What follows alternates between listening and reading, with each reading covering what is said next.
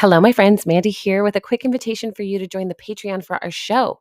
We've recently switched up some of the benefits, including a new monthly workbook to go along with all the incredible content you're getting on the show.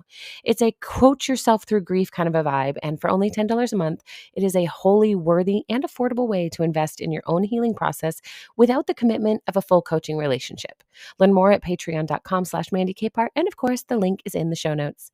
Thank you as always for being here. Now let's get into the good stuff. Welcome back to Restorative Grief with Mandy Capehart. You are listening to episode 128, titled, Is Anticipatory Grief a Good Thing?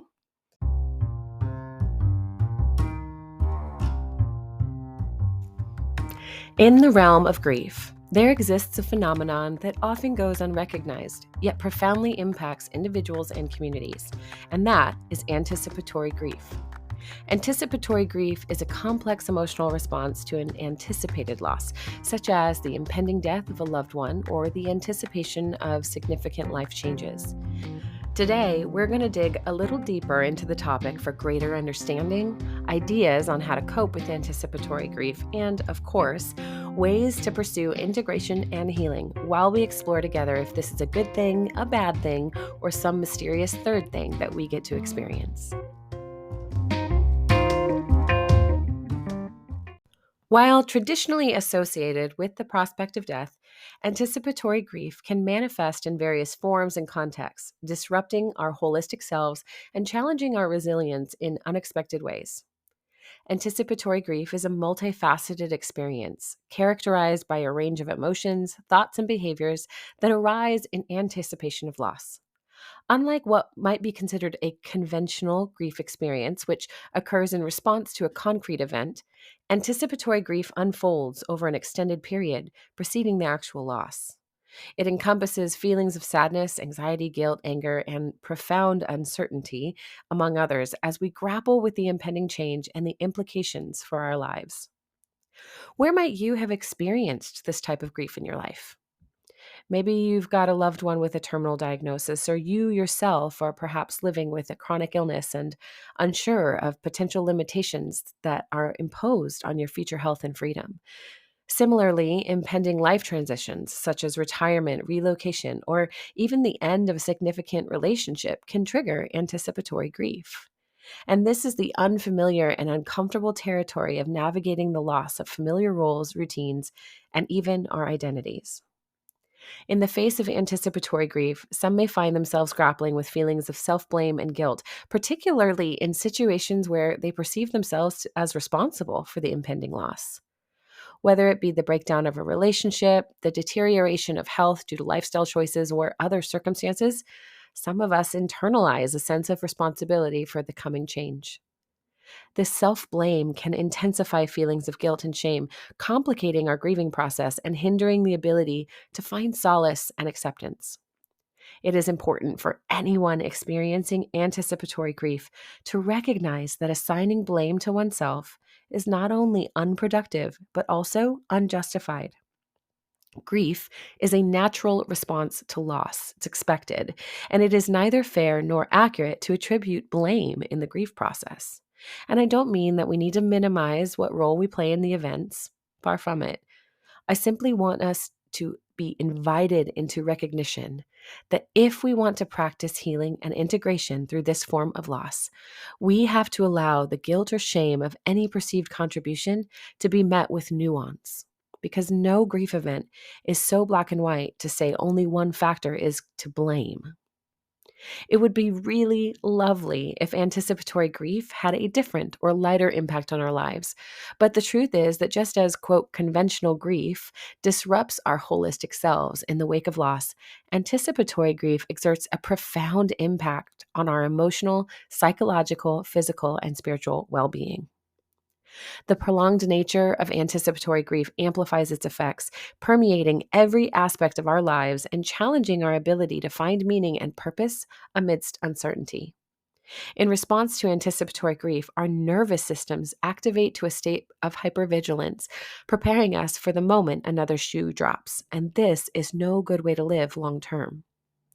Emotionally, Anticipatory grief manifests as a roller coaster, ranging from profound sadness and despair to moments of fleeting hope and even acceptance. But that constant oscillation between anticipation and apprehension can leave us feeling emotionally exhausted and overwhelmed, struggling to find any solace in the midst of uncertainty. People who tend to minimize their emotional expression will find great discomfort in this part of themselves, often questioning or disbelieving their own heart, what they need, and what they feel.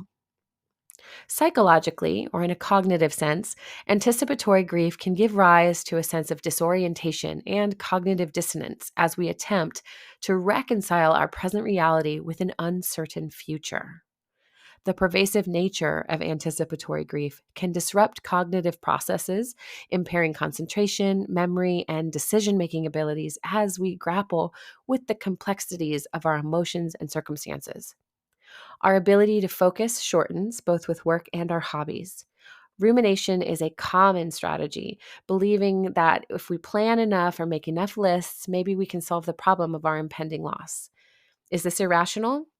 Yes, it is. And yet, overthinking is often the first and only strategy we employ before breaking down. Physically, anticipatory grief can manifest in a myriad of somatic symptoms, including fatigue, insomnia, changes in appetite, increasing or decreasing, and exacerbation of any pre existing health conditions.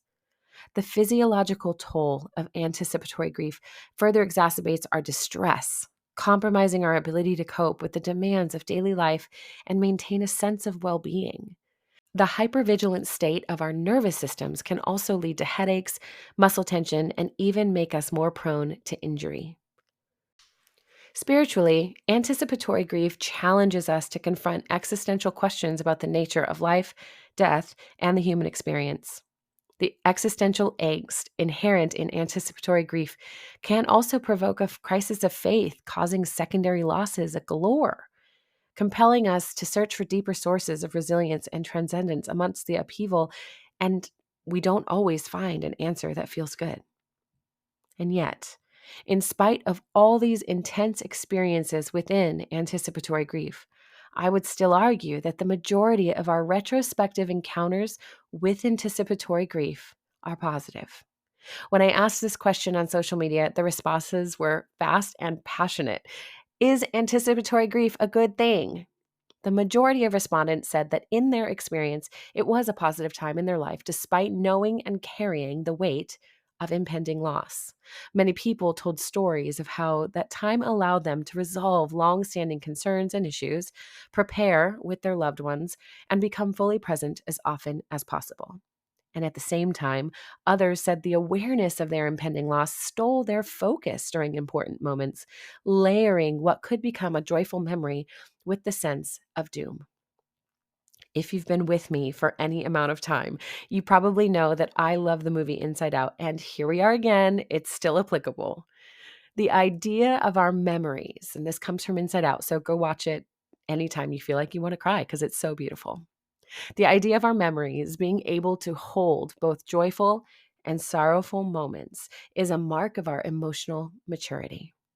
It demonstrates that we have the range to comprehend how both and thinking can alleviate our hypervigilance and tension of trying to make the most of everything without allowing grief in the door. See, grief doesn't need us to invite it forward. It tromps through our homes like a muddy puppy coming in from a rainstorm. But we have an opportunity in that moment to choose engagement or choose disconnection. There really isn't a lot of space for in between thinking here. But regardless of whether or not we feel it is a good thing, we can cultivate awareness of ourselves and incorporate healing practices in the face of anticipatory grief. These practices, when selected personally and in alignment with our own values, can provide essential tools and guidance for us to navigate the complexities of our big emotions and tumultuous experiences. First of all, in navigating anticipatory grief, it is essential for us to assess our personal core values and priorities as we confront difficult decisions and navigate what will come. By clarifying what matters to us most, we can make informed decisions that honor our values and support our well being, empowering us to navigate the uncertainties of anticipatory grief with integrity and authenticity. And that doesn't mean that integrity and authenticity need to be included in our core values of the season, but it does mean that the underlying experience of our healing requires us to be true to ourselves to be real and lasting. We will share some similarities with others, but if we want to truly support ourselves through the process, we have to put our own needs, wants, values, and desires at the front of the line. This lets us choose how to spend our time in anticipatory grief, okay? All things done with intention. Second, I'm also a big fan of introducing a mindfulness practice such as meditation, deep breathing exercises, and body scans. They offer us a way to cultivate present moment awareness and self compassion amidst the tumult of anticipatory grief. By grounding ourselves in the here and now, we can create space to acknowledge and honor our emotions without judgment or resistance, fostering a sense of acceptance and inner peace. Now, this is a really difficult practice for people who are also bringing trauma to the table. So, when I say a mindfulness practice that takes you into your body, this is only recommended if you have a sense of safety in your body. There are plenty of ways to practice some awareness and meditation and mindfulness practices that are not connected to the physical body. And we can talk about that anytime. Just reach out to me. But I just want to be really careful because oftentimes mindfulness practices are kind of thrown at every grief or trauma or intense situation as a fix-all. And that's just not true. Especially in addition to the trauma piece, self-judgment can be really pervasive in these experiences. We criticize ourselves along the way, both for doing too much or doing too little. But if we can gain awareness of ourselves and our propensity to say that nothing we do will be good enough, then maybe we can move away from trying to do all the correct things all the time and instead learn about what right things are good for us and our loved ones. Like I said, mindfulness practices are not necessarily for everyone, but they can be if we will allow ourselves to explore the fullness of what a mindfulness practice might entail. And hint, it's not just clearing your thoughts and staring at a blank slate for 45 minutes a day.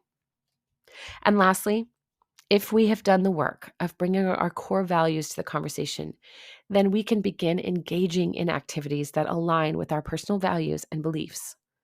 This alignment provides us with a sense of purpose and meaning amidst the uncertainty of anticipatory grief. Whether it be spending quality time with loved ones, pursuing creative outlets, volunteering in the community, or participating in spiritual practices, meaningful activities can serve as anchors of resilience and sources of connection in times of transition and loss. We just talked a lot about doing the correct things for ourselves in grief and about finding a way to create meaning for our experiences. And that is what allows our brains to convert those experiences into intentional, valuable long-term memories. When we recall an anticipatory grief situation later in life, of course, it will still hurt. But with our intentions defined and attached, then it may also offer a bit of sweetness in the recollection too. Anticipatory grief is a profound and complex emotional experience that challenges us to navigate the uncertainties of impending loss with courage, resilience, and compassion. By embracing awareness and healing practices, we can cultivate resilience, find meaning amidst uncertainty, and honor our unique journey of grief and transformation. In the face of anticipatory grief, may we all embrace the inherent resilience of our human spirit and journey toward healing with grace and compassion for the process.